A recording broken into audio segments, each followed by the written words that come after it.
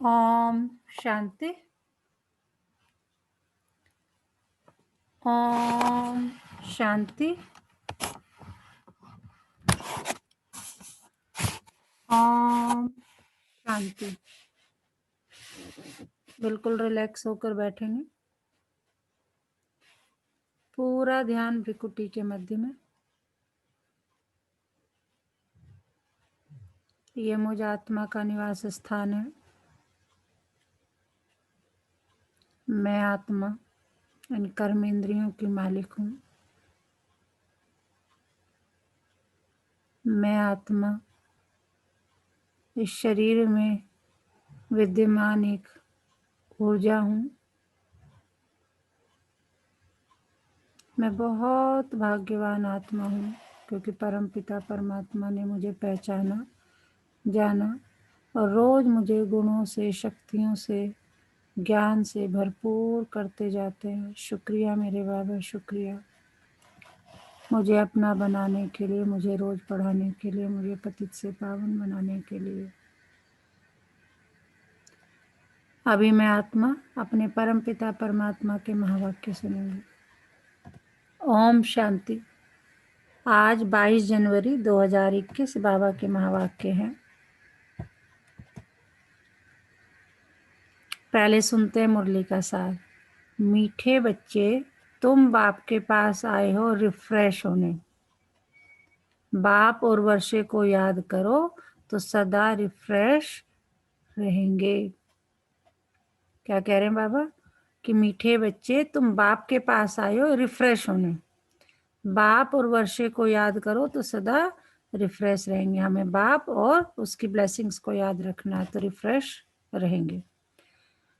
प्रश्न है, समझदार बच्चों की मुख्य निशानी क्या होगी? समझदार बच्चों की मुख्य निशानी क्या होगी? उत्तर, जो समझदार है उन्हें अपार खुशी होगी। अगर खुशी नहीं तो बुद्धू है। समझदार अर्थात पारस बुद्धि बनने वाले, वह दूसरों को भी पारस बुद्धि बनाएंगे, रूहानी सर्विस में बिजी रहेंगे, बाप का परिचय देने बगैर रह नहीं सकेंगे। तो क्या कह रहे हैं बाबा, जो समझदार है उन्हें हमेशा वो खुश रहेंगे। और अगर बाबा कह रहे खुशी नहीं है तो इसका मतलब बुद्धू है। समझदार अर्थात पारस बुद्धि बनने वाले, खुद भी बनेंगे और दूसरों को भी बनाएंगे, खुद भी रूहानी सर्विस में बिजी रहेंगे और वो बाप का परिचय यानी ज्ञान दिए बिना रह नहीं सकेंगे। ओम शांति। बाप बैठ समझाते हैं, ये दादा भी समझते हैं क्योंकि बाप बैठ दादा द्वारा समझाते हैं। दादा मतलब ब्रह्मा बाबा की बात कह रहे हैं कि बाप बैठ समझाते हैं, यह दादा भी समझते हैं क्योंकि बाप बैठ दादा द्वारा समझाते हैं। तुम जैसे समझते हो वैसे दादा भी समझते हैं। दादा को भगवान नहीं कहा जाता, यह है भगवान वाच। बाप मुख्य क्या समझाते हैं? क्या समझाते हैं कि देही अभिमानी बनो। यह क्यों कहते हैं? क्योंकि अपने को आत्मा समझने से हम पतित पावन परमपिता परमात्मा से पावन बनने वाले हैं। यह बुद्धि में ज्ञान है। बाबा कह रहे देह अभिमानी बनने के लिए क्यों कहा जाता है? क्योंकि तुम जब तक अपने आप को आत्मा नहीं समझोगे तो अपने परम पिता परमात्मा से चार्जिंग कैसे लोगे? तो चार्जिंग लेने के लिए, निपतित से पावन बनने के लिए हमें क्या करना है? देही अभिमानी बनना है। यह बुद्धि में ज्ञान है। सबको समझाना है, पुकारते भी हैं कि हम पतित हैं, नई दुनिया पावन जरूर ही होगी। नई दुनिया बनाने वाला, स्थापन करने वाला कौन है? बाप है। उनको ही पतित पावन बाबा कह बुलाते हैं। पतित पावन साथ में उनको बाप कहते हैं। बाप को आत्माएं बुलाती हैं, शरीर नहीं बुलाएगा। हमारी आत्मा का बाप पारलौकिक है, वही पतित पावन है। यह तो अच्छी रीति याद रहना चाहिए। यह नई दुनिया है या पुरानी दुनिया है, ये समझ तो सकते हैं ना। ऐसे भी बुद्धू हैं जो समझते हैं हमको सुख अपार है, हम तो जैसे स्वर्ग में बैठे हैं। परंतु यह भी समझना चाहिए कि कलयुग को कभी स्वर्ग कह नहीं सकते। नाम ही है कलयुग, पुरानी पतित दुनिया। अंतर है ना। मनुष्यों की बुद्धि में यह भी नहीं बैठता, बिल्कुल ही जड़ जड़ीभूत अवस्था है। बच्चे नहीं पढ़ते तो कहते हैं ना तुम तो पत्थर बुद्धि हो। लौकिक में भी देखो ना, नहीं पढ़ते, जो हम हमारा किताबी ज्ञान है उसे भी नहीं पढ़ते तो क्या कहते हैं, मोटी बुद्धि हो, पत्थर बुद्धि हो। बाबा भी लिखते हैं तुम्हारे गांव निवासी तो बिल्कुल पत्थर बुद्धि हैं, समझते नहीं है क्योंकि दूसरों को समझाते नहीं है। खुद पारस बुद्धि बनते हैं तो दूसरों को भी बनाना चाहिए, पुरुषार्थ करना चाहिए, इसमें लज्जा आदि की तो बात ही नहीं। परंतु मनुष्यों की बुद्धि में आधा कल्प उल्टे अक्षर पड़े हैं तो वे भूलते नहीं है, कैसे भुलाएं। भुलवाने की ताकत भी तो एक बाप के पास ही है, बाप बगैर यह ज्ञान तो कोई दे नहीं सकते। गोया सब अज्ञानी ठहरे, उनका ज्ञान फिर कहाँ से आए। जब तक ज्ञान सागर बाप आकर ने सुना है, तमो प्रधान माना ही अज्ञानी दुनिया, सतो प्रधान माना दैवी दुनिया। फर्क तो है ना, देवी देवता ही पुनर्जन्म लेते हैं, समय भी फिरता रहता है, बुद्धि भी कमजोर होती जाती है, बुद्धि का योग लगाने से जो ताकत मिले वह फिर खल्लास हो जाती है। अभी तुमको बाप समझाते हैं कि तुम कितने रिफ्रेश होते हो। तुम रिफ्रेश थे और विश्राम में थे। बाप भी लिखते हैं ना, बच्चों आकर रिफ्रेश भी हो जाओ और विश्राम भी पाओ। रिफ्रेश होने बाद तुम सतयुग में विश्रामपुरी में जाते हो, वहां तुमको बहुत विश्राम मिलता है, वहां सुख शांति संपत्ति आदि सब कुछ तुमको मिलता है। तो बाबा के पास आते हैं रिफ्रेश होने, विश्राम पाने। रिफ्रेश भी शिव बाबा करते हैं, विश्राम भी बाबा के पास लेते हो। विश्राम माना शांत, थक कर विश्रामी होते हैं ना, कोई कहाँ जाते हैं विश्राम पाने, उसमें तो रिफ्रेशमेंट की बात ही नहीं। यहाँ तुमको बाप रोज समझाते हैं तो तुम यहाँ आकर रिफ्रेश होते हो। बाबा कह रहे जो तुम्हें रोज ज्ञान सुनते हो ये क्या है, अपने आप को रिफ्रेश ही तो कर रहे हो। याद करने से तुम तमो प्रधान से सतो प्रधान बनते हो। तमो सतो प्रधान बनने के लिए ही तुम यहाँ आते हो। तुम यहाँ आते भी क्यों मुरली सुनने, या तुम आते भी क्यों मधुबन में जो है विश्राम करने, रिफ्रेश होने, सतो प्रधान बनने के लिए। और उसके लिए क्या है, उसके लिए क्या पुरुषार्थ है, मीठे मीठे बच्चे बाप को याद करो। बाबा कह रहे सतो प्रधान बनने का एक ही तरीका है, क्या, कि अपने आप को आत्मा समझो, है ना, और बाप को याद करने का पुरुषार्थ करो। बाप ने सारी शिक्षा तो दी है, यह सृष्टि चक्र कैसे फिरता है, तुमको विश्राम कैसे मिलता है, और कोई भी ये बातें नहीं जानते तो उन्हों को भी समझाना चाहिए ताकि वह भी तुम जैसा रिफ्रेश हो जाए। बाबा कह रहे मैं तो रोज तुम्हें ज्ञान देता रहता हूँ, क्या, कि ये कहाँ से, मतलब तुम कौन थे, कहाँ से आए, ये सृष्टि चक्र कैसे फिरता है, और तुम्हें कैसे विश्राम मिल सकता है, तुम कैसे रिफ्रेश हो सकते हो। तो तुम ये बातें जानते हो तो दूसरों को भी समझाओ। अपना फर्ज ही है सबको पैगाम देना। बाबा कह रहे हैं तुम्हारा फर्ज क्या है, सबको पैगाम देना। अविनाशी रिफ्रेश होना है, अविनाशी विश्राम पाना है, सबको यह पैगाम दो। यही याद दिलाना है, क्या, कि बाप को और वर्षे को याद करो। है तो बहुत सहज बात, बहुत आसान है। बाबा कह रहे हैं बेहद का बाप स्वर्ग रचते हैं, स्वर्ग का ही वर्षा देते हैं। अभी तुम हो संगम युग पर, माया के श्राप और बाया के बाप के वर्षे को तुम जानते हो। जब माया रावण का श्राप मिलता है तो पवित्रता भी खत्म, सुख शांति भी खत्म, तो धन भी खत्म हो जाता है। कैसे धीरे धीरे खत्म होता है वह भी बाप ने समझाया है।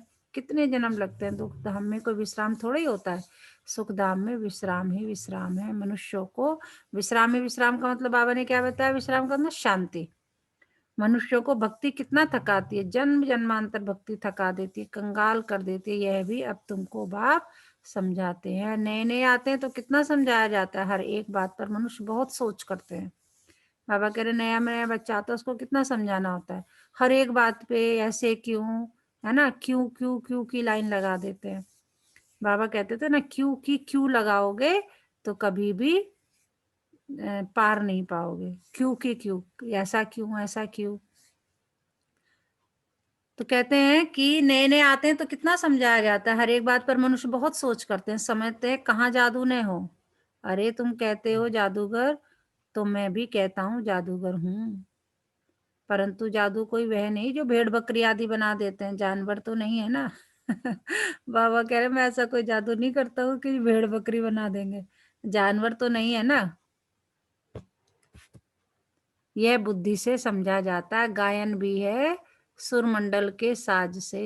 इस समय मनुष्य जैसे ऋण मिसल है, यह बातें यहाँ के लिए है, सतयुग में नहीं गाते, इस समय का ही गायन है। चंडिका का कितना मेला लगता है, पूछो वे कौन थी, कहेंगे देवी। अब ऐसा नाम तो कहाँ वहां होता नहीं। सतयुग में तो सदैव शुभ नाम होता है। श्री रामचंद्र, श्री कृष्ण, श्री कहा जाता है श्रेष्ठ को। सतयुगी संप्रदाय को श्रेष्ठ कहा जाता है। कलयुगी विशेष संप्रदाय को श्रेष्ठ कैसे कहेंगे? श्री माना श्रेष्ठ, अभी के मनुष्य तो श्रेष्ठ है नहीं। गायन भी है मनुष्य से देवता, फिर देवता से मनुष्य बनते हैं, क्योंकि 5 विकारों में जाते हैं।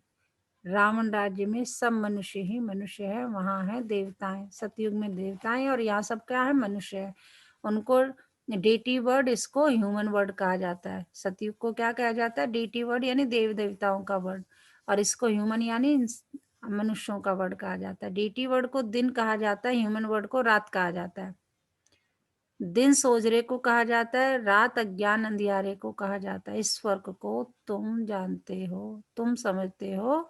हम पहले कुछ भी नहीं जानते थे, अभी सब बातें बुद्धि में है। और ये बुद्धि में कहाँ से आई? बुद्धि में देने वाला कौन है? सिर्फ एक शिव परमात्मा। ऋषि मुनियों से पूछते हैं, रचता और रचना के आदि मध्य अंत को जानते हो? तो वह भी नेति नेति कर गए, हम नहीं जानते। अभी तुम समझते हो, हम भी पहले नास्तिक थे। बाबा कह रहे, जब तक तुम्हें ज्ञान नहीं मिला था तुम भी ऐसे ही थे, तुम भी नास्तिक थे। बेहद के बाप को नहीं जानते थे।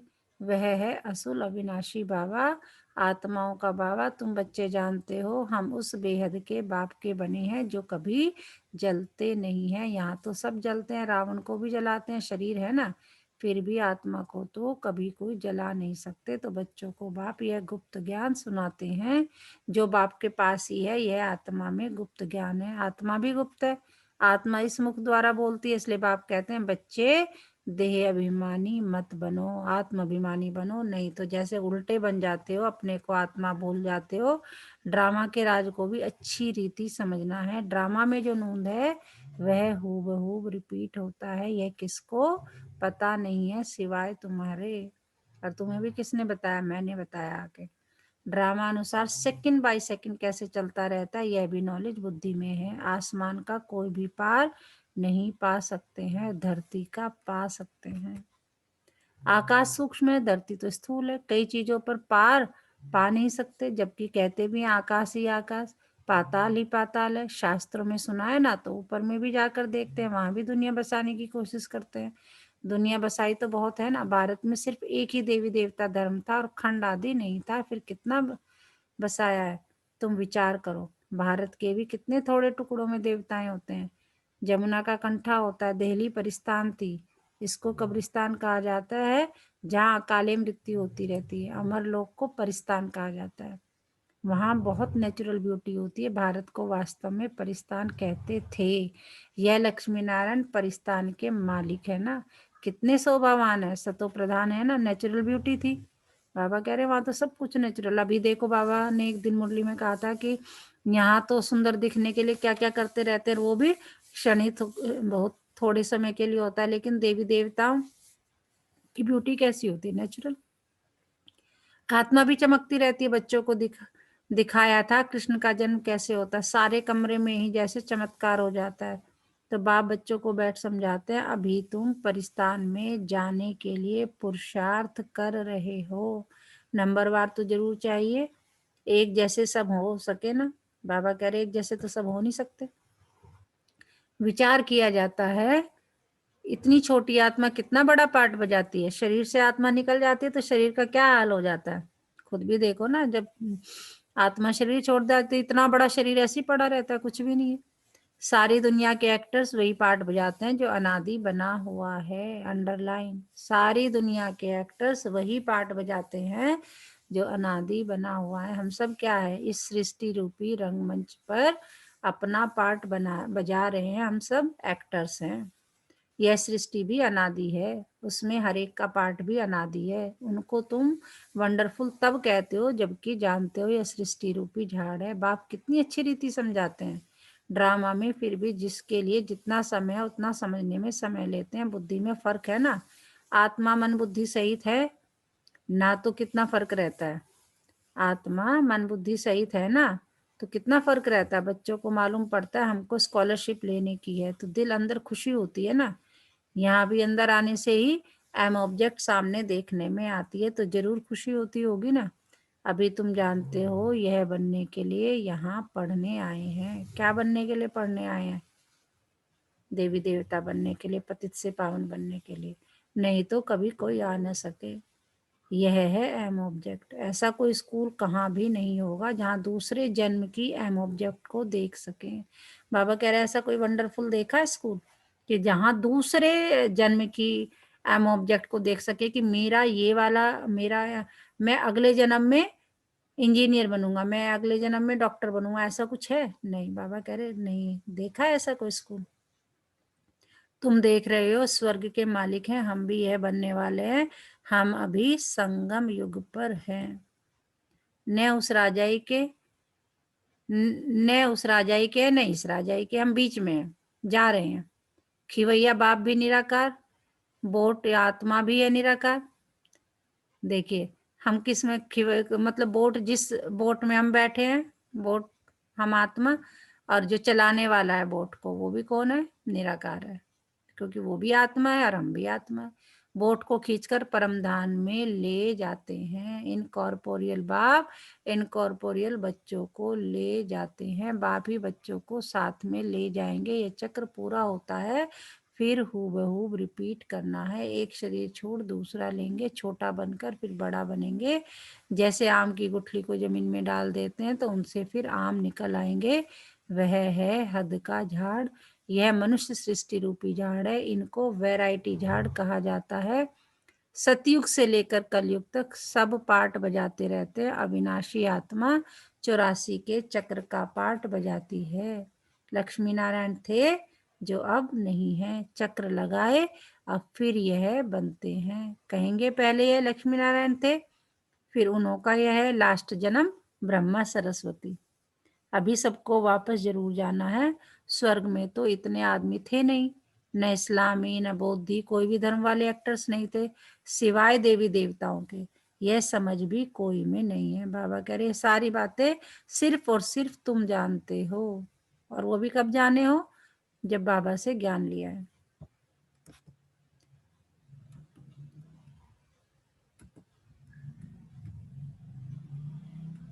यह भी सिर्फ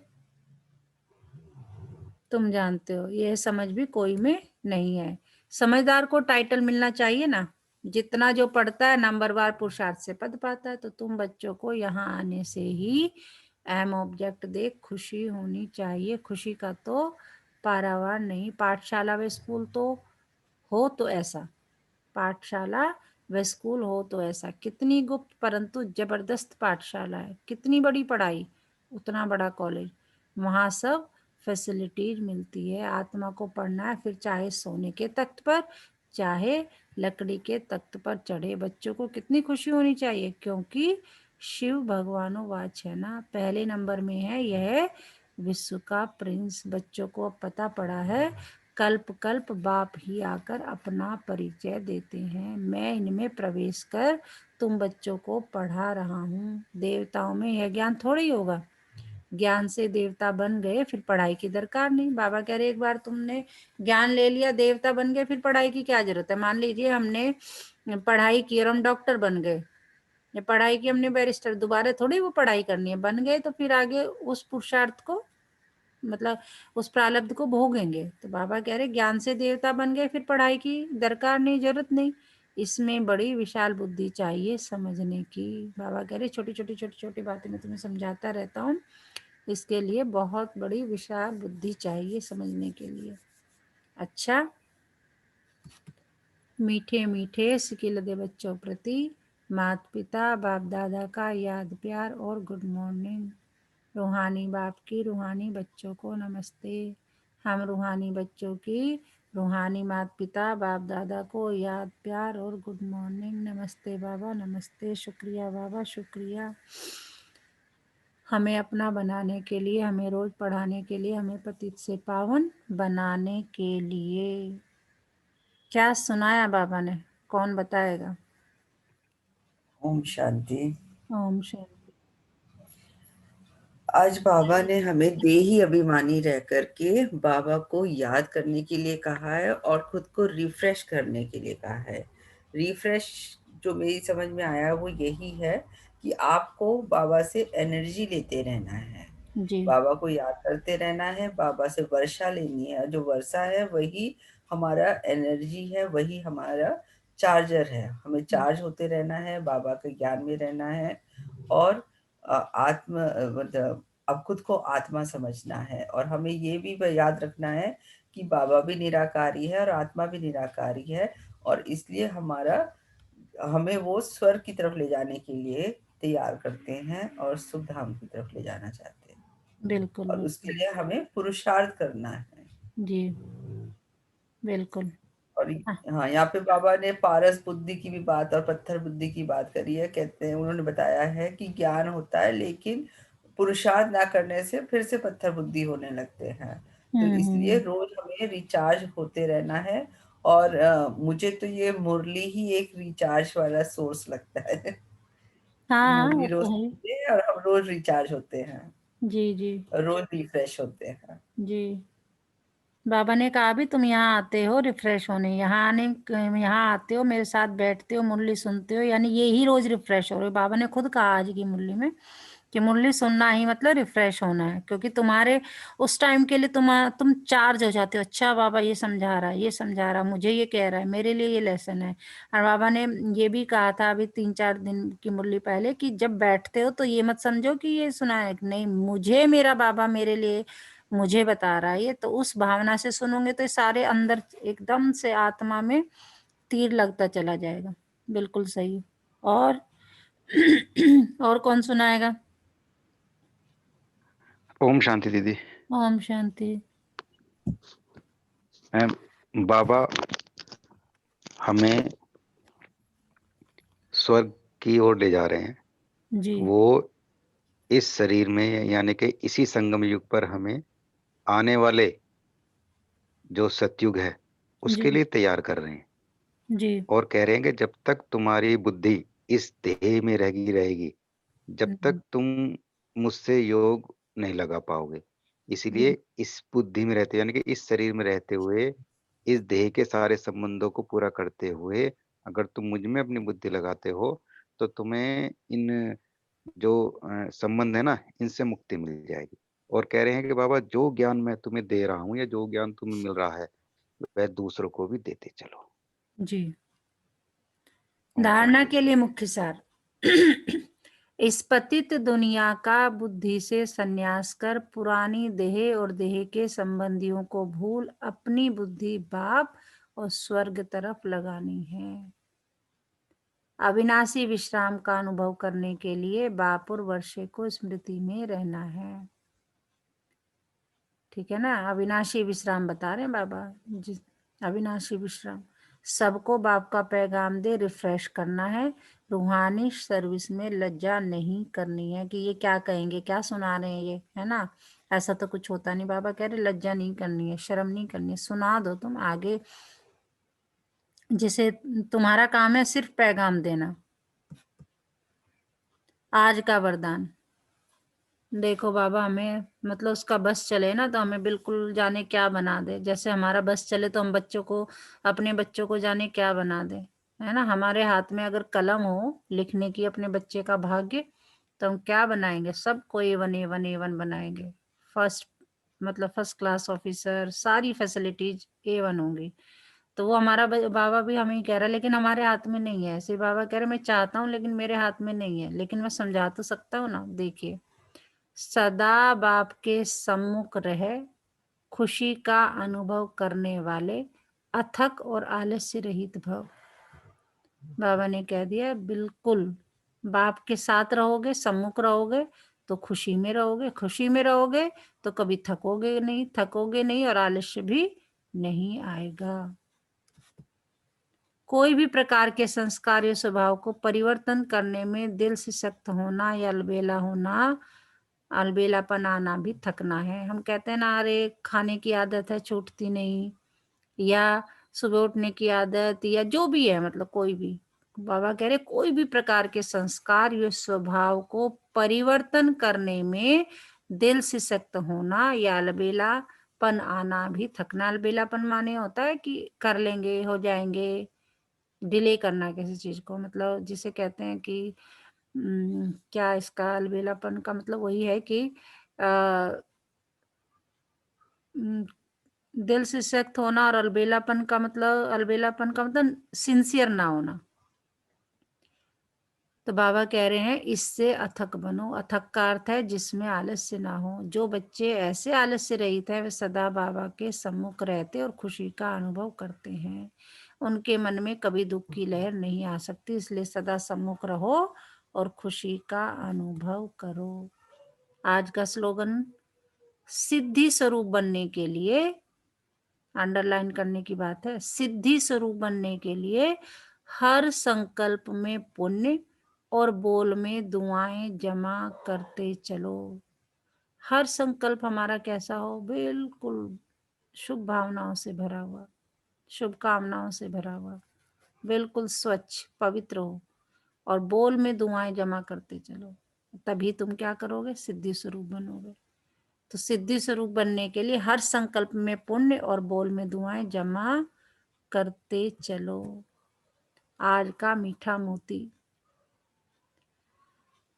एक शब्द की याद अगर सारे दिन में रहे कि मेरे पास अपने भाग्य को बनाने की कलम है, तो मन स्वतः ही बुराई से छूट जाएगा। एक चीज याद रखो, क्या? सारे दिन में एक भी, बाबा कह रहे एक शब्द बस याद रखो। कौन सा? कि मेरे पास अपने भाग्य को बनाने की कलम है। मैं जितना चाहूं पुरुषार्थ करूं, मैं जितना चाहूं पुरुषार्थ ना करूं, ये मेरे ऊपर है। तो मेरे पास अपने भाग्य को बनाने की कलम है। अगर ये शब्द याद रहे सारा दिन, तो मन अपने आप ही बुराई से छूट जाएगा। कि मैं अच्छा करूंगा तो अच्छा बनूंगा, नहीं करूंगा तो नहीं बनूंगा। तो आज पूरा दिन किस समान में रहना है? मैं सदा बाप के सम्मुख रहने वाली आत्मा हूं। मैं सदा बाप के सम्मुख रहने वाली आत्मा हूं। अगर ऐसी रहूंगी तो क्या होगा? मेरे अंदर क्या नहीं होना चाहिए? अलबेलापन नहीं होना चाहिए, आलस्य नहीं होना चाहिए। और अगर मैं सदा अपने आप को बाप के सम्मुख महसूस करूंगी तो हमेशा खुश रहूंगी।